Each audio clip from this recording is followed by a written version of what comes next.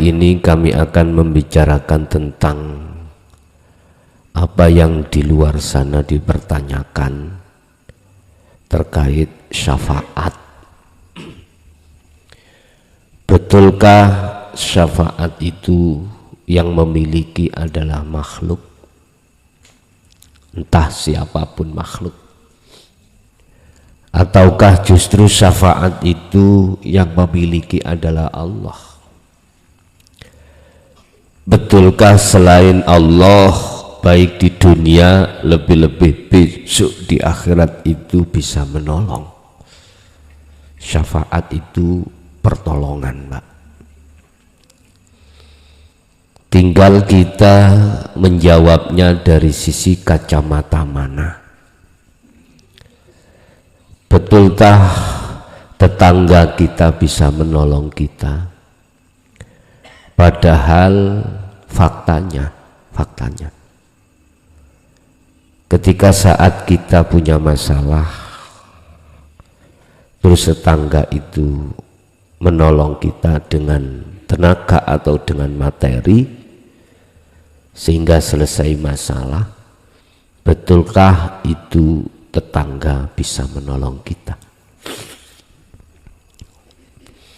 Ini akan kami jawab sesuai dengan apa yang tertampil atau tertuang tercatat di dalam kitab suci Al-Quran. Surat Az-Zumar, surat yang ke-39 ayat 44 terkait syafaat. Pertanyaannya, betulkah syafaat itu milik makhluk? Saya tidak mengatakan si A, si B, si C. Ataukah justru sebaliknya syafaat itu, pertolongan itu milik Allah?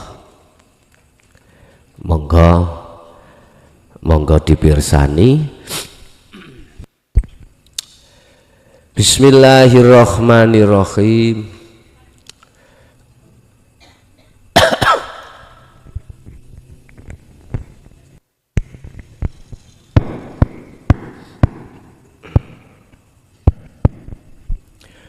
Bismillahirrahmanirrahim. Kul, katakan Muhammad, lillahi ku tetap kedue Allah opo as-syafa'atu utawi pertolongan, jami'an kelawan sekabehane. Katakan Muhammad bahwasanya pertolongan itu datangnya dari saya, bukan dari kamu.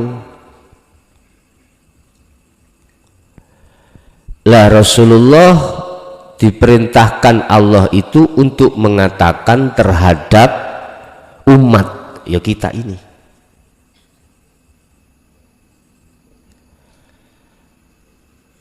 Asy-syafa'atu lillah jami'an. Di belakang kalimah syafa'ah itu ada satu lafaz yang mentaukidkan dengan sungguh kalau syafaat itu milik Allah, datangnya dari Allah. Jami'an,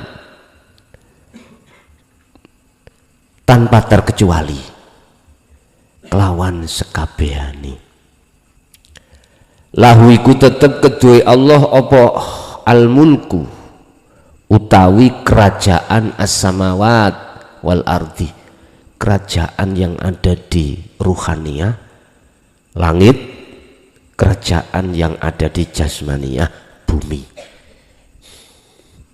Summa ilaihi turja'un, semua akan dikembalikan pada Allah. Kalau kita melihat dari kacamata syariat, seakan-akan makhluk itu bisa menolong, seakan-akan. Contoh, jenengan diuber-uber utang bank titil nang omah, wis gak iso bayar sampai 3 bulan, Pak. Tetangga sampean moro melihat keramaian gegeran tadi. Akhirnya tetangga sampean mengeluarkan uang, wis cekak rame, gila, tak gemai.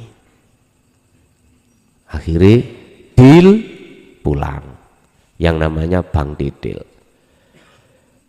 Lihat kacamata syariat, memang seakan-akan tetangga ini yang menolong. Bisa diterima Pak Bung? Oke. Iki pelajaran TK. Ya. Ya bunayya la tusyrik billah inna syirka la dzulmun adzim. Wa qala aidan la taj'al ma'allahi ilahan akhara. Anak putuku, kata Luqman di dalam surat Luqman ayat 13. Jangan sampai di hatimu ada iman selain Allah. Ngimani mempercayai yang menolong itu makhluk, yaitu tetangga. Terus bagaimana di hukum syariat? Hukum kita yang ada di am. Makanya sering saya katakan, kita golongan am itu dimasukkan Allah di dalam golongan ahli hijab. Dikatakan ahli hijab, iman kita itu belum ihsan.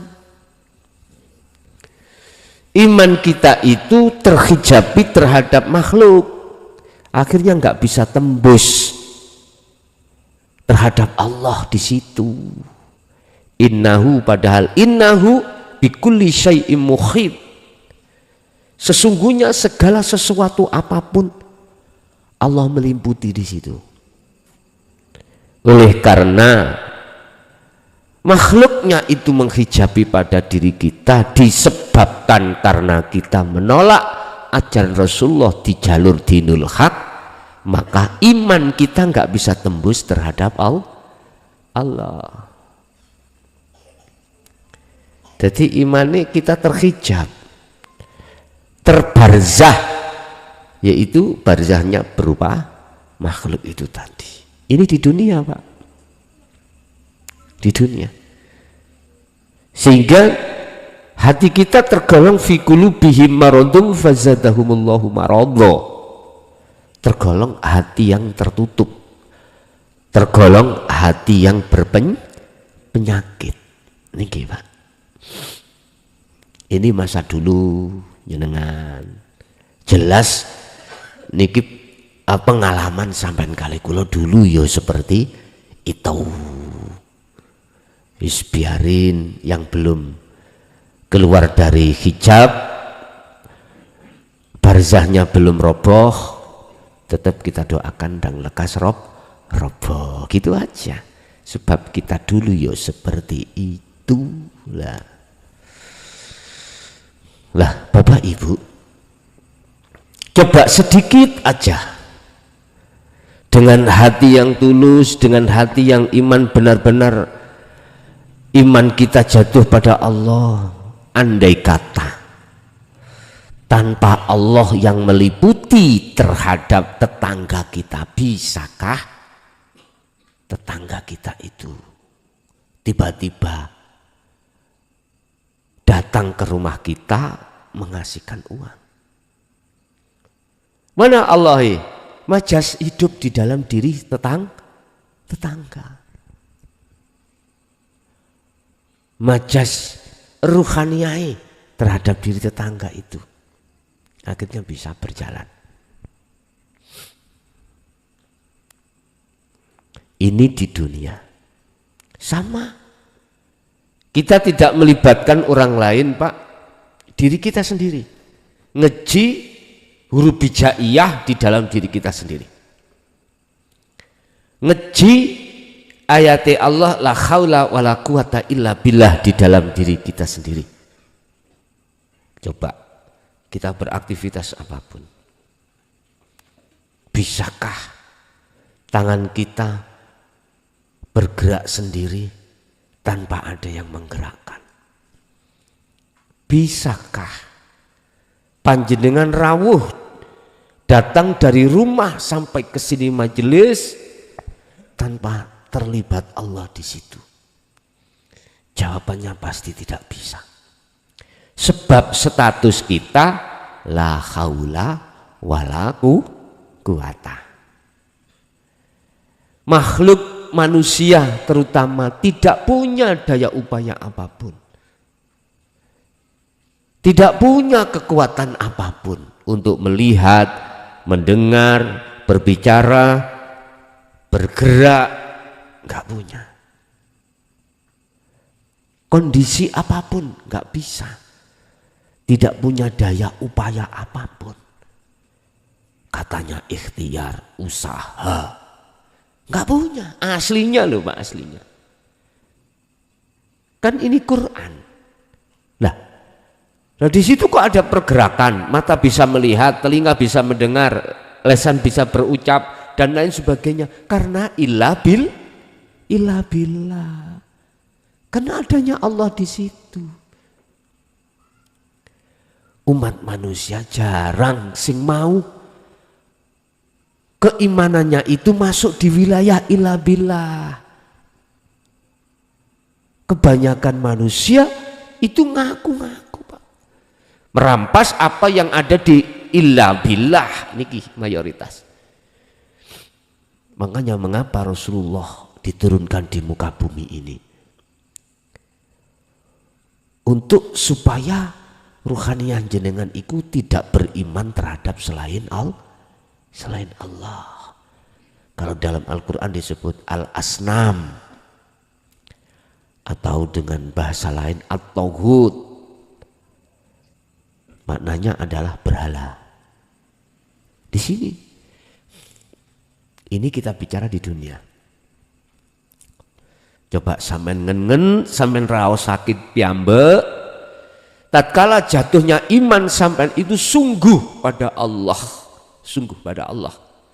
Saya kalau bicara Allah bukan nama loh Pak ya, saya bicara hidup bukan sifat, tapi maksudnya yang laisa kamislihi syai'un.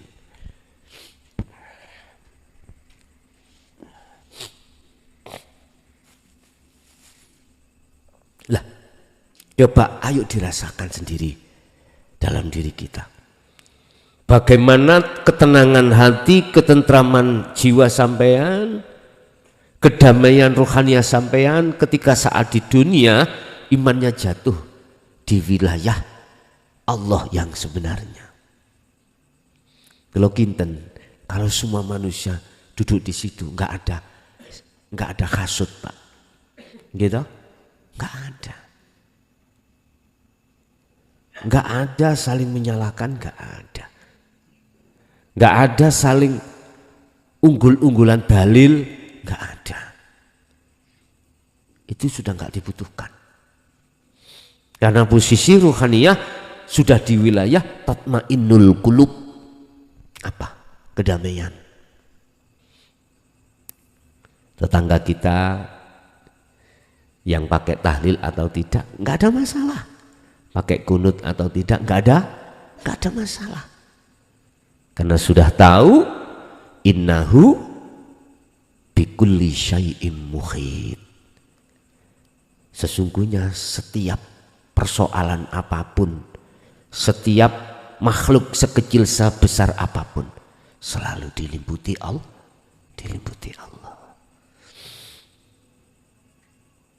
Nah, berhubung ajaran inti Rasulullah la ilaha illa ana ini ditolak, ya ini untuk masuk di dalam wilayah makrifat Allah ditolak. Lah ini persoalannya, akhirnya kita khilaf, persulayan, munculnya hasud di situ, munculnya riak di situ, munculnya apapun di situ. Nah, oleh sebab itu ya ayyuhannas, wahai manusia, berhentilah kau beriman selain daripadanya. Janganlah hatimu, ruhaniyahmu kau sibukkan beriman, berkasih mesra, bercinta terhadap makhluk, jangan. Cukup jasmani aja. Minongko hablum minan nas. Hablum minan nas ya ini maksudnya. Cukup jasmani antara manusia dengan manusia, antara jasad dengan jasad. Nah, rohaniyahmu cukup hanya untuk Allah, untuk Tuhanmu.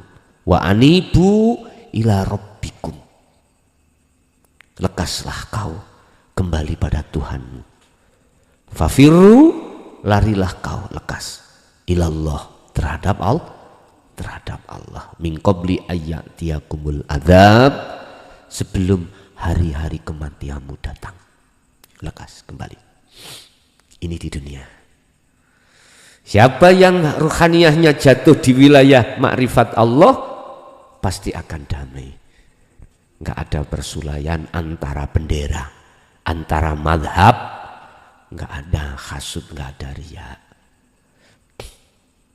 Umpama dilebarkan antar agama, ya, antar agama. Secara fisik agamanya enggak sama, secara ruhaniyah agamanya Islam. Semua, enggak ada agama selain Islam, Pak, enggak ada. Secara ruhani, wa anibu, dan kembalilah kau ila rabbikum, terhadap Tuhanmu. Tuhan, enggak menyebut Allah. Kalau menyebut Allah berarti Islam. Kalau menyebut nama selain Allah berarti bukan Islam. Bukan Islam jasmani ini. Ngoten loh. Ruhaniyahnya itu sudah Islam. Apa sih Islam? Agama yang mengesahkan Allah. Itu sama dengan agama yang berpasrah di diri. Wa aslimu lahu, dan berpasrah dirilah kau kepada Tuhanmu.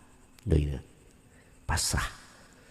Berarti pasrah itu kita bisa pasrah sempurna kalau kita menduduki la haula wala quwata. Kita menjadi patung.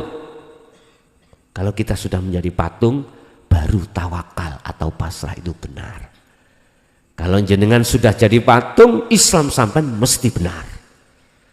Kalau selama belum jadi patung, Islam secara ruhaniyahmu itu masih bermasalah. Udah, ini di dunia. Coba kita ngomong di akhirat. Sering di mana-mana itu mengatakan bahwasannya berbanyaklah kita berbaca sholawat supaya besok mendapatkan syafaat dari Rasul. Lah kita, aku tanya, Rasulullah siapapun terserah jenengan. Kan macam-macam, ada Rasulullah Muhammad ibnu Abdillah, ada Rasulullah Isa, ada Rasulullah Musa, dan seterusnya. Itu semua kan Rasulullah. Saya cuman menjelaskan tentang syafaat secara hakikat, saya tidak bicara secara syariat. Lewat surat Az-Zumar, surat yang ke-39 ayat 44, ini sudah jelas yang namanya syafaat itu milik Allah. Besok di akhirat hukum syariah itu juga berlaku, tinggal Anda melihat dari sisi mana. Kalau melihat dari sisi syariat, maka seakan-akan Rasulullah Muhammad ibnu Abdillah yang memberikan syafaat. Lah gitu toh?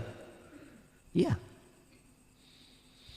Tapi kalau kita melihat dari sisi hakikat, lewat ayat ini nggak sinkron. Kul, katakan Muhammad, iki langsung yang disuruh mengatakan itu Muhammad. Lillah asy-syafa'ah.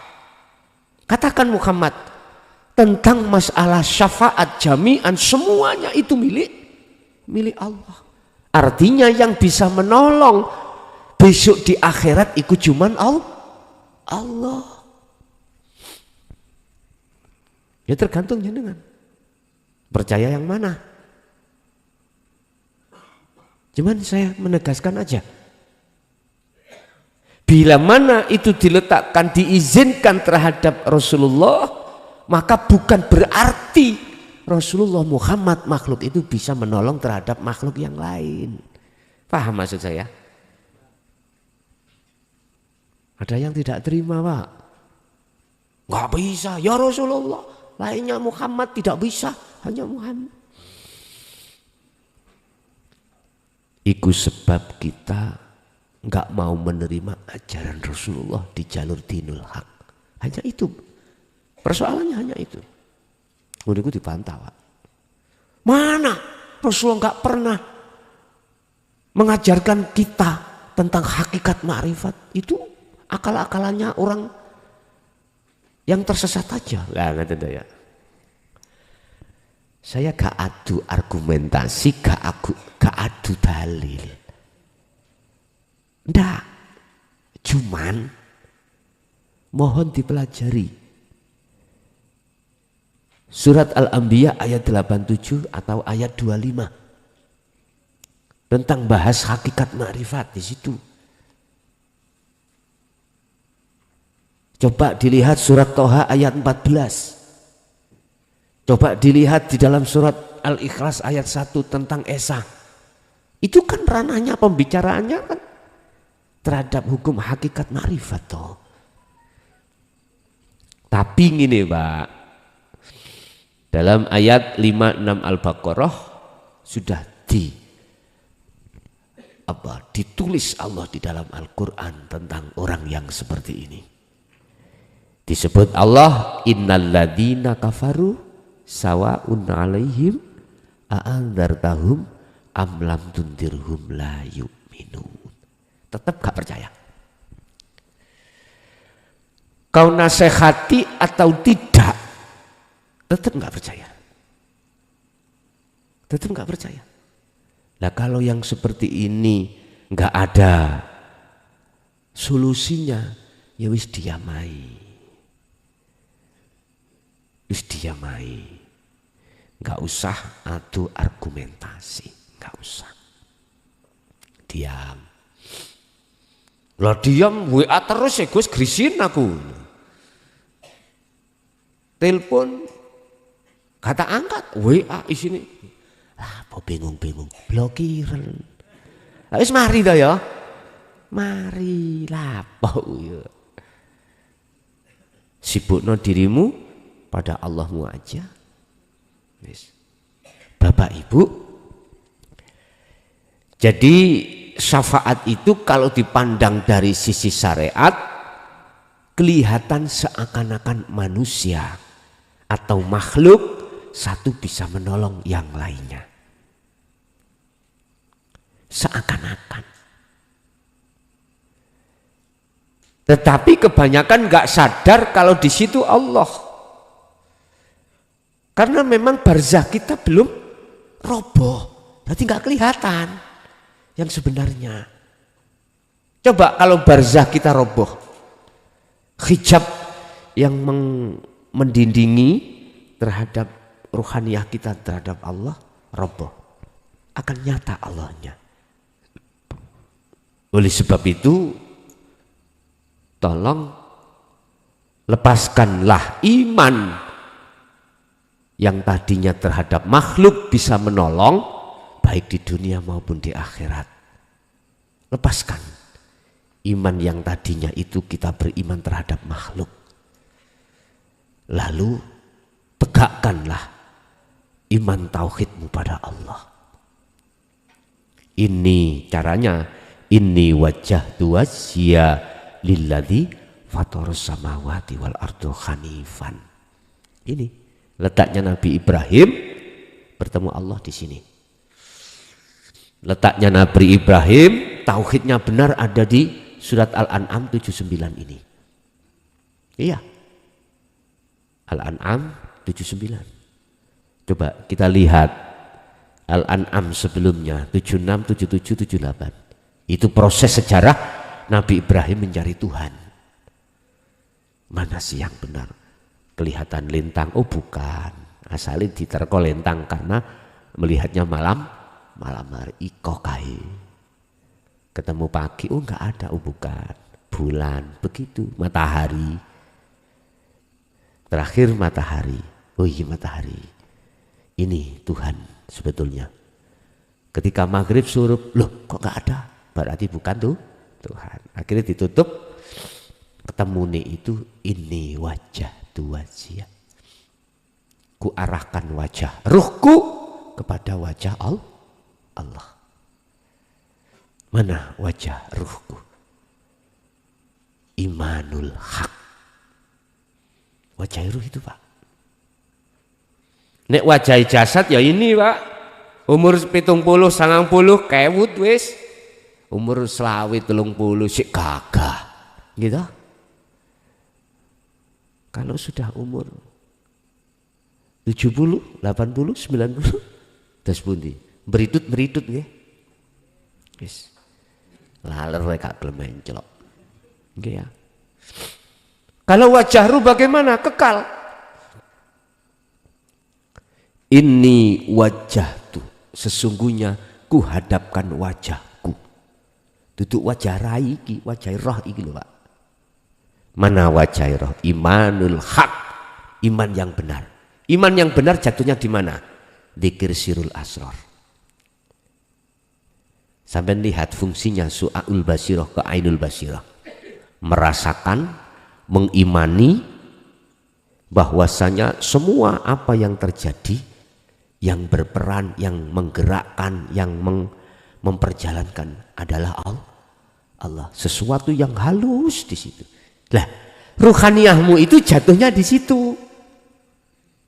Nguniku Pak, masya Allah, perjuangan. Sebelum jatuh di situ, ketemulah malaikat, ketemulah wewe gombel, ketemulah makhluk-makhluk yang lain. Perjuangan. Tapi nanti sudah jatuh pada sesuatu yang tidak kau bisa kau sebut, itulah ini wajah tuh. Kepada siapa? Wajhiyah, wajah Allah. Mana wajah Allah? Wajah Allah adalah hidup di segala hal apapun. Itu wajah Allah. Fa'aidha matuwalu fathamma wajhullah. Di mana kau berada, di mana kau mengarah, apapun kondisi yang kau hadapi, di depanmu itu ada wajah Allah. Bayangno wajah Allah iku sing ya apa ya? Kotak apa ya apa ta? Segitiga. Allah ya Karim, nggak bisa. Itu kau bayangkan dengan akal, nggak bisa. Tapi bisa kau rasa keadaannya, keberadaannya bisa kau rasa. Bisa kau rasa. Makanya sering saya katakan, kau tidak akan pernah bisa sampai pada Tuhanmu manakala masih ada persekutuan di dalam dirimu. Allah tidak akan mengizinkan terhadap siapapun untuk bertemu Allah manakala masih ada selain Allah. Itu. Makanya kau akan bisa wusul kalau masuk di dalam sirul asrar. Hanya itu. Saya sering menyerukan terhadap saudara saya yang ada di syariat dan atau ada di toriko, zikirnya jari dan siri. Pahami sirul asrar, laksanakan. Mesti ketemu. Tapi coba kalau kita menolak sirul asrar, alias kita tidak membawa sirul asrar, puluhan tahun kita akan mumet di dalam makom mukasyafah. Ya, ujung-ujungnya kita ahli karomah, sakti. Ono oma akhirnya jadi sang penolong. Akhirnya merasa keakuanku yang bisa menolong. Kok gak tak tolong ini? Bauyar kasusmu itu. Gak terasa kalau kita mengikrarkan diri menjadi Tuhan. Kok aku ya. Apalagi Pak jenengan iku masuk di dalam khodam karomahnya zat sifat asma af'al. Di situ akan muncul karomah sabda larangan. Ngomong sak ngomong iku mesti mandi. Iya. Kalau Anda sudah tersohor kemanden ucapamu, ana wong mara kok sanjake gak enak disebda. Tugel sikilmu meneh ya. Tugel tenan, Pak. Itu sabda larangan. Itu munculnya ada zat sifat asma af'al. Ada riadohnya. Ya aja takon kowe ya. Aja takon. Wis gak usah disibukno ning kono, sibukno sirul asrar aja. Iya, Pak. Omongane mesti mandi. Wong niku mesti wedi, Pak. Estu wedi. Ojo maneh sampean kali kula sebagai masyarakat umum. Kiai syariat wedi. Lho nggih. Wedi. Ribuan santrinya. Kita di syariat wedi pol. Lah wedi disebda e. Lho nggih. Lho nyun sewu, Pak. Walaupun tidak berhadap-hadapan. Dirasani teko doan, Pak. Teko doan. Kan secara fisik kan gak ketemu. Nanti niku semerap, diparani. Kuwi mari ngomong apa? Meneh lho aku budal ngaji kecelakaan kowe. Gak wedi ya kira-kira. Wedi, Pak. Niki sabda larangan yang muncul dari zatullah, sifatullah, asmaullah, af'alullah. Lho wecok Gus niku Gus, gak disembrono ning wong. Lah raimu ngono ah. Loh. Engko nek jatuh nang anakmu ya Allah. Hah? Anakmu tuturane gak ngandel nang wakal, ngomong sak ngomong. Ayo. Gak bahaya? Bahaya. Estu wis gak usah takon, tak duduno tok tak critani tok ameni. Heeh. Mungkin dulu-dulu jenengan pernah tahu sejarah orang yang seperti ini ya. Seperti itu. Nyun sewu tidak terasa kalau kita mengikrarkan diri jadi Tuhan. Terus apa bedanya dengan Fir'aun? Ana rabbukumul a'la. Qur'ane kan gitu. Fir'aun ngomong, aku iki Tuhanmu yang lebih mulia. Sampai nggih nunduk-nunduk, Pak. Nggak usah larangan deh. Ya Allah.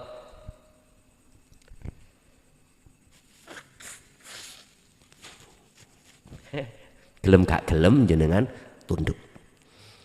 Berhubung jenengan gak ono tauhid mesti ngekor, Pak. Tahu ngekor? Memakmum terhadap dia. Ya wis. Ya niki dajjal. Kita anaknya dajjal. Pengikut-pengikutnya dajjal. Hati-hati jamin. Makanya sangat bahaya ketika kita berzikir jahri atau siri tidak kita sertai dengan sirul asrar. Estu. Sampai dah kita puluhan tahun gak bisa wusul. Coba sampean tanyalah terhadap saudara-saudara kita yang ahli thariqah. Jangan tanya yang bulanan loh, Pak. Tahunan jangan. Tanya yang puluhan tahun. Coba tanya aja. Selagi tidak memegang sirul asrar, mohal untuk bisa wusul itu. Oke, jadi kembali kepada pelajaran kita, materi yaitu syafa'ah, baik di dunia maupun di akhirat. Wajib ruhaniyahmu itu beriman yang memiliki adalah Allah. Nek cara urusan syariat iku makhluk, monggo terserah Anda. Tapi sampean ta'aluk nonang Allah.